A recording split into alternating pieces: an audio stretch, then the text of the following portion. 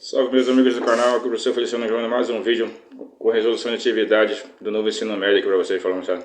Atividades sobre termodinâmica, assunto que a gente está vendo aí na terceira série do ensino médio, mas também vale para o pessoal da primeira e segunda série também, todos estão se estudando aí, moçada. Falou? Vamos em frente aqui, na página 104 aqui do livro didático, fala o seguinte nessa atividade 1. De acordo com a primeira lei de termodinâmica, julgue as afirmações a seguir como verdadeiras ou falsas, corrigindo as falsas. A gente tem que se lembrar que a primeira lei termodinâmica diz que o calor, é igual ao trabalho, calor recebido, é igual ao trabalho realizado mais a variação de energia interna. Daí, primeira afirmação, se um gás não realiza trabalho e cede calor ao ambiente, sua energia interna diminui. Mas se não realizar trabalho, o trabalho vai ser zero. Se ele ceder calor, o calor vai ser negativo. Então a energia interna vai ter o quê? Vai ser igual a um valor negativo. Se ela vai ser um valor negativo, ela vai diminuir. Então essa afirmação aqui é verdadeira. Segunda, em uma transformação isobárica, se o gás recebe calor, ele realiza trabalho e sua energia interna aumenta. Isso é verdade. Quando um gás faz uma transformação isobárica, a pressão constante, se ele recebe calor, o calor vai ser positivo, a variação de energia interna vai ser positiva, vai aumentar. Então, a energia interna vai aumentar, isso é verdadeiro. Terceira afirmação, em uma transformação adiabática, a energia interna do gás aumenta à medida que ele realiza trabalho. Na transformação adiabática, não existe troca de calor com energia, com o meio externo. Então, a variação de energia interna é igual a menos o trabalho. Se ele realiza trabalho, a energia interna vai ser negativa, então ele vai diminuir a energia interna, não aumentar. Então a afirmação aqui é falsa. Quarta afirmação. O calor recebido por um gás em uma transformação isotérmica é convertido em energia interna. Numa transformação isotérmica não existe variação de energia interna, porque não existe variação de temperatura. Então, essa afirmação aqui é falsa. Certo. Vamos em frente, moçada.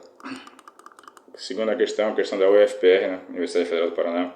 O diagrama P vezes V, pressão por volume, ao lado, ilustra uma sequência de processos termodinâmicos executada por um gás ideal monoatômico, passando pelos pontos A, B, C e D, caracterizados pelos valores de pressão e volume apresentados no diagrama. Então tá aqui, pontos A, B, C e D, As pressões aqui começa por P0, depois vai para 2P0, 3P0.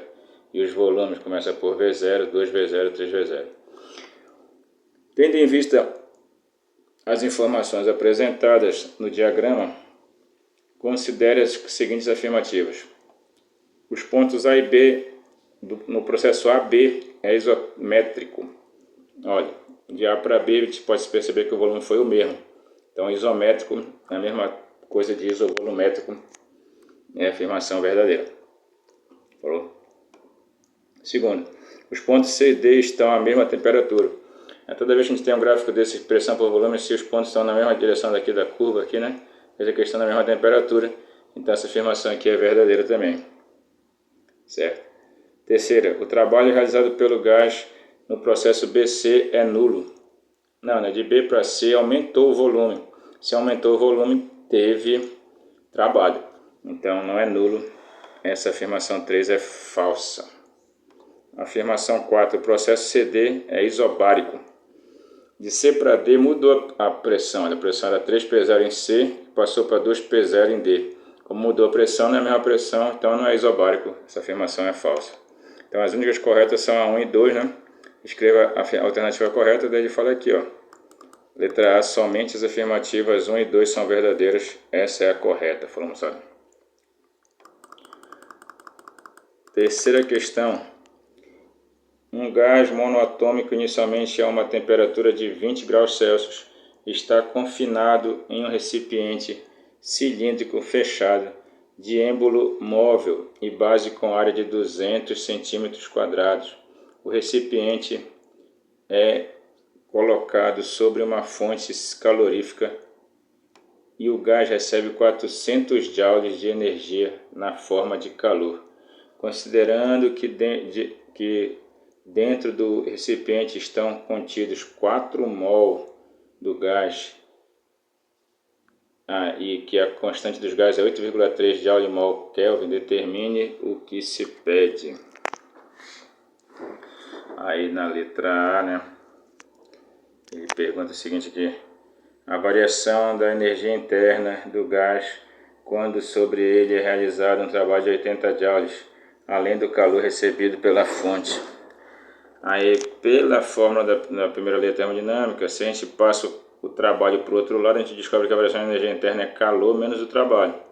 Como ele já recebe 400 joules de calor da fonte quente, né?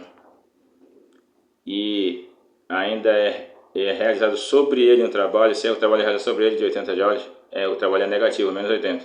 Então, menos da fórmula com menos do trabalho fica positivo, né? Então, matemática, né? Sinal negativo na frente do parênteses muda, o que está lá dentro sai o oposto. Então, o oposto de menos 80 é mais 80. E 400 mais 80 dá 480 joules. Então, ele vai ter uma variação de energia interna de 480 joules, né? Beleza pura, meus amigos? É ou não é um negócio divertido? A letra B, por questão de espaço, não dá para resolver aqui. Temperatura final do gás, se ele realiza 120 joules de trabalho ao receber o calor da fonte. Essa letra B precisaria transformar a temperatura inicial dele de 20 graus Celsius para Kelvin. Aí precisaria calcular a variação de temperatura, variação de energia interna, jogando na fórmula da primeira lei termodinâmica, certo? Porque tem aqui a quantidade de calor. Ele vai realizar um trabalho de 120 joules, vai calcular a variação de energia interna. Tendo essa variação de energia interna, tu joga na outra fórmula que diz que a variação de energia interna é 3 meios de nRT, tu já tem o N, que é 4 mol, tu já tem o R, que é 8,3, e a temperatura tem... a variação de temperatura vai ser o que tu vai calcular. Calculando a variação de temperatura, tu vai pegar e saber que a temperatura final menos a temperatura inicial é aquele valor que tu encontrou. E aí tu acaba encontrando o valor final de 298,6 Kelvin, que é a mesma coisa que 25,6 Celsius, certo? Então, um caso de trabalho mais sai essa daí. Vamos aqui fazer a letra C. Deu para fazer aqui. O trabalho realizado pelo gás ao elevar o êmbolo do recipiente em 5 centímetros em uma transformação isobárica a 3 atm de pressão. Primeiro, tu tem que saber que trabalho e pressão vezes a variação de volume e que cada atm é 10 a quinta pascal. Se é 3 atm, então é 3 vezes 10 a quinta pascal. Para calcular a variação de volume, tu tem que calcular a área desse cilindro, né? Porque isso passou de 5 centímetros de altura. Tu já tem a altura. A área do cilindro vai ser a área da base vezes a altura, né? A área da base é 200 centímetros quadrados. A altura é 5 centímetros. Multiplicando 200 por vezes 5, tu tem 1000 centímetros cúbicos. 1000 é 10 a terceira, certo? E centímetro é 10 a menos 2 de metro, correto? Cada centímetro é 10 a menos 2 metros. 10 a menos 2 elevado ao cubo dá 10 a menos 6. Fica 10 a terceira vezes 10 a menos 6. Multiplicação de processos de mesma base. Repete a base, que é o 10, e soma 3 mais menos 6, que dá menos 3. Então essa variação de volume foi de 10 a menos 3 metros cúbicos. Certo? Passou para metro já, né? Aí tu jogando aqui na fórmula, tu vai ter 3 vezes 10 a quinta da pressão vezes 10 a menos 3, que foi a variação de volume.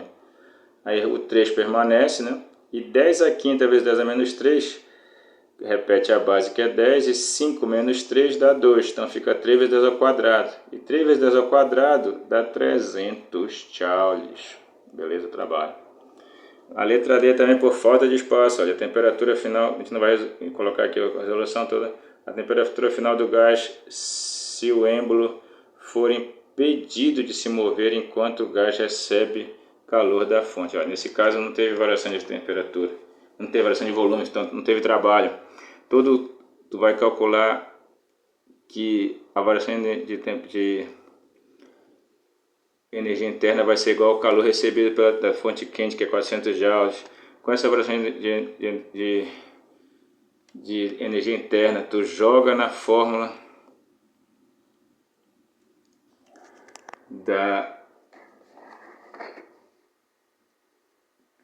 cálculo da variação de energia interna, né, que é 3 meios de nRT da energia interna. Tu vai calcular isso aí, vai calcular depois a temperatura, subtraindo a temperatura inicial da temperatura final, e tu vai acabar chegando a um valor de temperatura de 301 kelvins, que é a mesma coisa que 28 graus Celsius, certo? Beleza, meus amigos?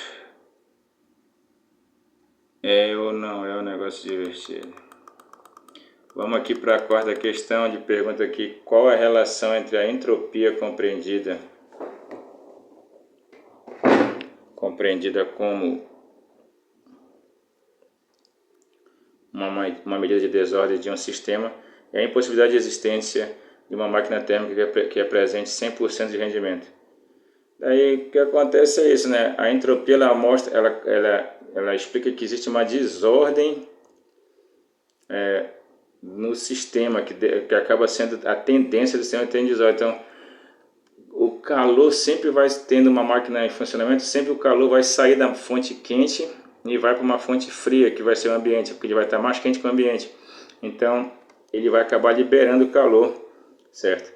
E aí, no caso do motor de um carro, por exemplo, né, ele acaba que o motor sempre joga calor para o ambiente, porque o motor está mais quente do que o ambiente. Então, ele é a fonte quente, o ambiente é a fonte fria, e acaba que o calor sai do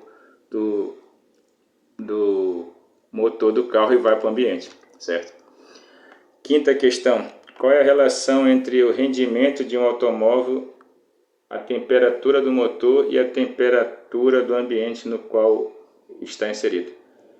Ora, o rendimento está relacionado com a quantidade de calor que é liberado que é utilizado para fazer o trabalho. Quanto maior for o trabalho, quanto mais for o rendimento, né, mais calor é usado para fazer o trabalho e menos calor é liberado. Então, quanto maior o rendimento de um carro, do motor, menor é a quantidade de calor que ele vai liberar para a atmosfera, certo? Então, quanto maior for o rendimento, menos calor é liberado para o ambiente. Essa é a relação, certo? Sexta: considere que uma máquina térmica operando segundo o ciclo de Carnot. Essa daqui a gente também não vai fazer aqui porque não tem espaço, né? Então a gente vai pular aqui logo para a sétima. Universidade Estadual de Ponta Grossa, Paraná. A termodinâmica estuda as relações entre energia térmica e energia mecânica. Os princípios termodinâmicos têm aplicações diretas no cotidiano.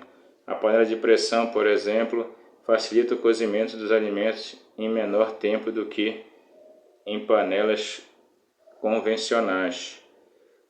O vapor d'água expelido faz girar o pino da tampa, caracterizando uma situação em que o calor é transformado em energia de movimento.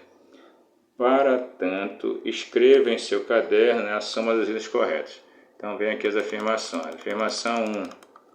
O calor não migra espontaneamente de um corpo de temperatura mais baixa para outro de temperatura mais alta. Tal afirmação caracteriza a segunda lei da termodinâmica, com a impossibilidade de se converter integralmente calor em outra modalidade de energia. Então é isso aqui, realmente não se converte integralmente o calor, né? Pode ser convertido em outra modalidade de energia, mas não integralmente, porque não existe nenhuma máquina que trabalhe 100%, então, verdade. Segundo, uma máquina térmica. Segundo, as máquinas térmicas ideais que realizam trabalho contínuo num ciclo reversível podem ser analisadas através de um diagrama PV, onde são representadas duas curvas adiabáticas e dois isotermas. O rendimento dessa máquina, que recebe o nome de máquina de Carnot, depende da natureza do gás que efetua o ciclo reversível. Até a parte aqui está tudo certo, só que não depende da natureza do gás. Pô.